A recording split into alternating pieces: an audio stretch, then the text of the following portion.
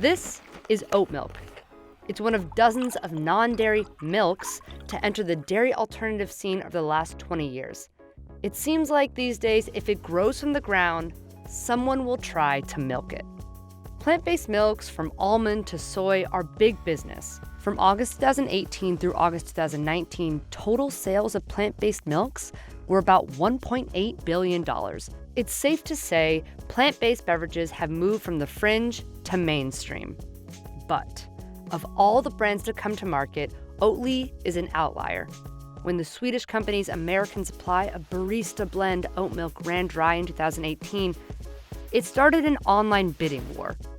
A case of 12 packs of Oatly that sells today for around $50 was selling for over $200 on Amazon. A small Swedish company with an unknown product in an increasingly crowded field muscled its way into coffee shops and homes around the country. Here's how Oatly did it. There's a good reason oat milk was invented in Sweden. The Scandinavian country is known for its dairy production and consumption. Even with softening demand, Sweden produced around 754,000 tons of milk in 2018. And back in 1990, Swedes consumed on average 330 pounds of milk per person per year.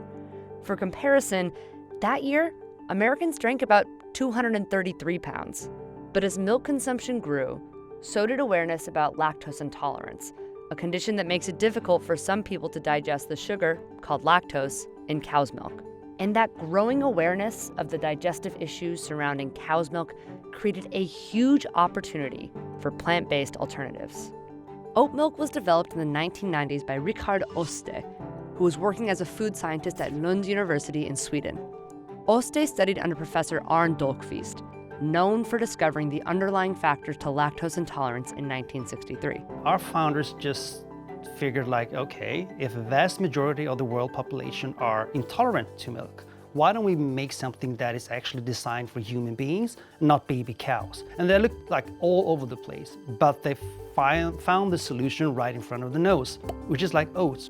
Richard and his brother Bjorn patented the invention and founded Oatly in 1994.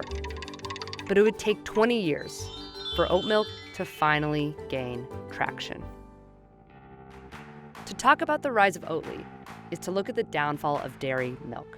Since 2015, cow's milk sales have dropped by about $3.4 billion, but it's still in first place, by a lot. Total sales of cow's milk in the U.S. from August 2018 through August 2019 were about $12 billion. Sales of oat milk during that same time period were just $40 million. Experts say only 1 in 10 consumers use a milk alternative, and only 16% of those consumers use oat milk. So it's still a very small portion of the population that uses oat milk, but it's quickly rising. Consumer trends are in Oatly's favor. We know that Oatly came to the market in 2016, and certainly with the cult following that it's grown within the coffee community, we saw that in 2017, 2018, but really over the past year, it's really grown. Nielsen data shows that from 2018 to 2019, sales of oat milk in the US skyrocketed from $6 million to close to $40 million in sales. So that's reflecting a 500% increase in dollar sales, which is really impressive. Oatly generated over $100 million in sales in 2018. And we're going to double that this year. And we expect that to be doubled the year after that too, It's truly an exponential curve. Oatly sat in relative obscurity in Malmö, Sweden for its first 20 years.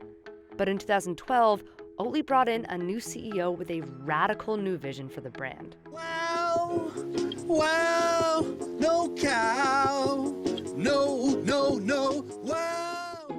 In 2014, Toni Petersson completely overhauled Oatly's image. Petersson revamped the logo and packaging. By only using English on its packaging, he was able to give the brand an identifiable voice no matter where in the world it was sold. He commissioned an environmental impact study to show that producing oat milk was better for the environment than dairy. The company created oddly endearing YouTube videos and came up with a barista blend specifically designed to get the attention of third-wave coffee shops. So, with a new look and a tasty product, Oatly set its sights on America. If you look at the household penetration of plant-based milk, it's way higher in the US, and you can see that it was continuing to grow. So obviously we needed to be there. There was no other way around it. Oatly's introduction to US customers in 2017 was unique to say the least. Oatly's US General Manager Mike Messersmith said getting people to try a new brand, let alone a product they've never heard of before, is almost impossible.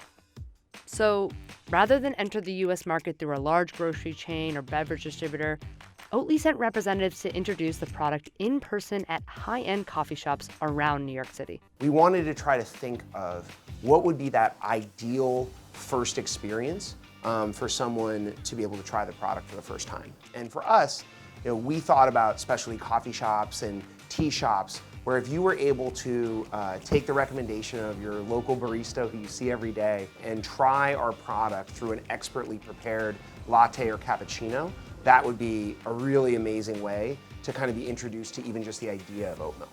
The gamble paid off.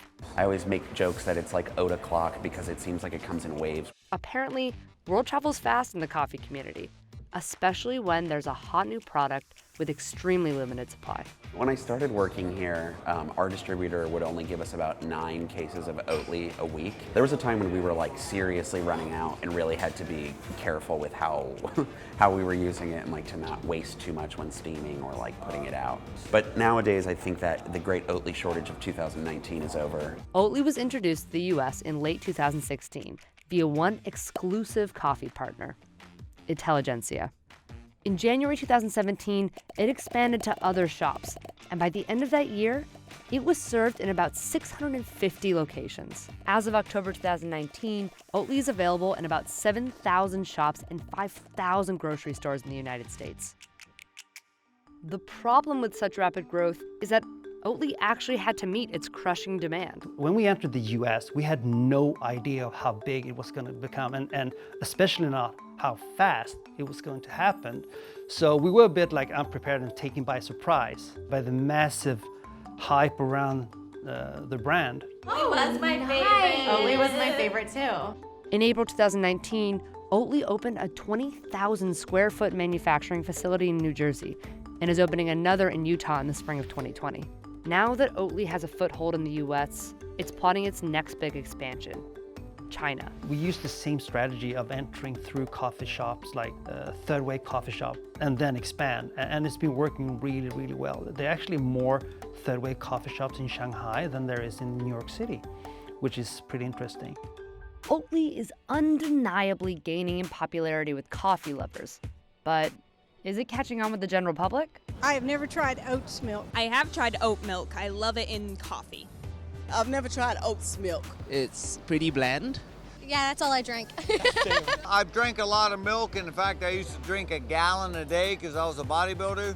But I don't know if I've ever had oat milk. I actually watched a video on cows, and it really broke my heart. So I jumped onto the oat train, and I only drink oat milk now, and also because of my skin. But is it as healthy as regular cow's milk?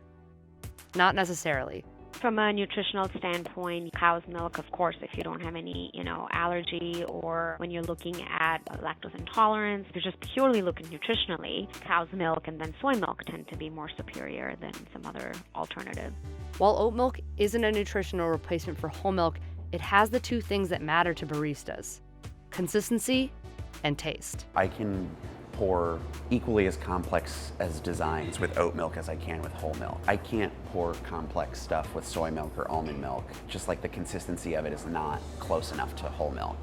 But I think Oatly manages to get that sweetness and that creaminess of soy milk without having that cake batter kind of aftertaste, chemical-y kind of aftertaste. Oatly's competitors are starting to take notice of its increasing popularity. Major players like Silk and Quaker have recently come out with their versions of oat milk. So we see a number of big players playing in the space, and I think that that's a good thing, right? Beyond oat milk, we're seeing other varieties now coming to the market, like oat milk yogurt, oat milk frozen desserts, oat milk creamers. Even within the ready-to-drink coffee category, you're seeing the oat milk lattes now coming in bottled form. So I think it's good. It's an exciting time for the alternative dairy category. And the field is expected to get even more crowded. But replacing Oatly's success will be difficult. Brands like Impossible Foods and Beyond Meat were able to recreate the burger eating experience without sacrificing taste. And that is exactly what Oatly was able to do.